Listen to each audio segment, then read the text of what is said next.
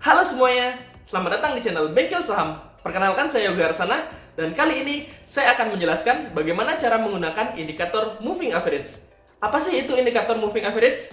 Indikator moving average itu adalah indikator yang mengukur pergerakan rata-rata dari suatu candle dalam periode waktu tertentu. Nah, kenapa sih pergerakan candlenya? Karena pergerakan candle itu adalah pergerakan suatu saham, pergerakan harga suatu saham. Nah, jadi di sini kita itu bisa menggunakan MA5, MA20, MA60, MA100, dan MA200. Tapi juga ada menggunakan MA5, MA7, MA14, dan itu bebas. Karena sebenarnya yang kita cari itu adalah pergerakan dari harga harian, mingguan, bulanan, tahunan. Nah, seperti itu. Nah, jadi karena MA5 itu artinya 5 candle sebelumnya itu adalah pergerakan selama 1 minggu. MA20 artinya pergerakan selama 1 bulan.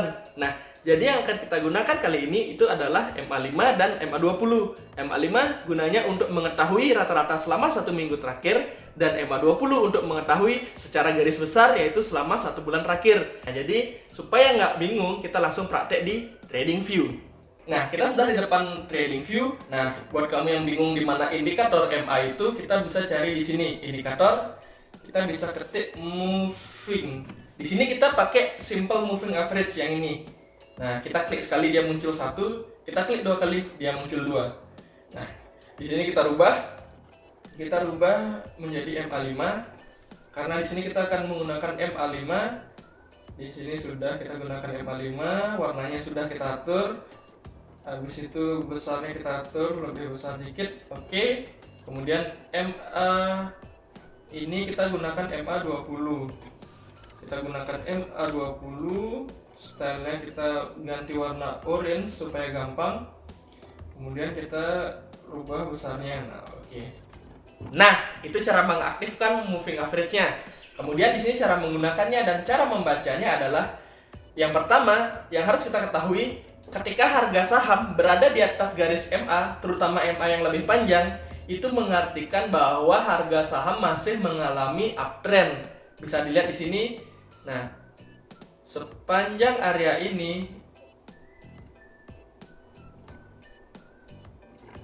bisa lihat di sini, sepanjang area ini harga saham mengalami kenaikan karena harga saham berada di atas garis MA20. MA yang kuning ini MA20.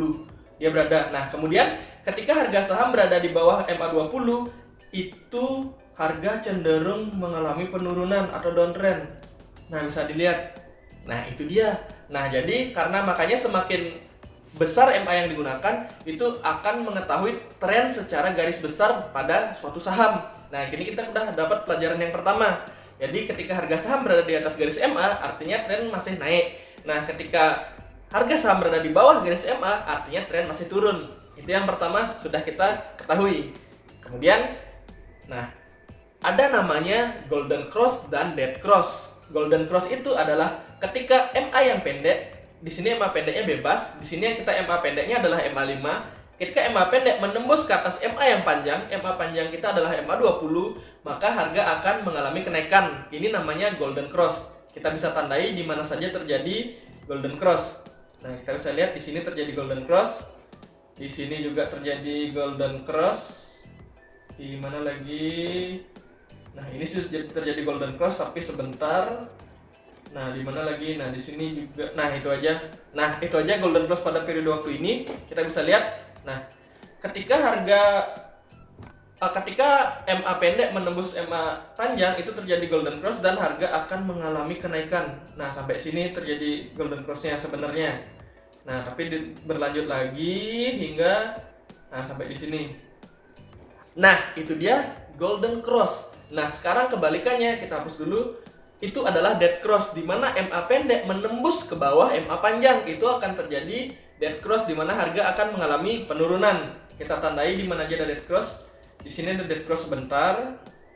Habis itu di sini ada dead cross sebentar. Habis itu di sini juga terjadi dead cross.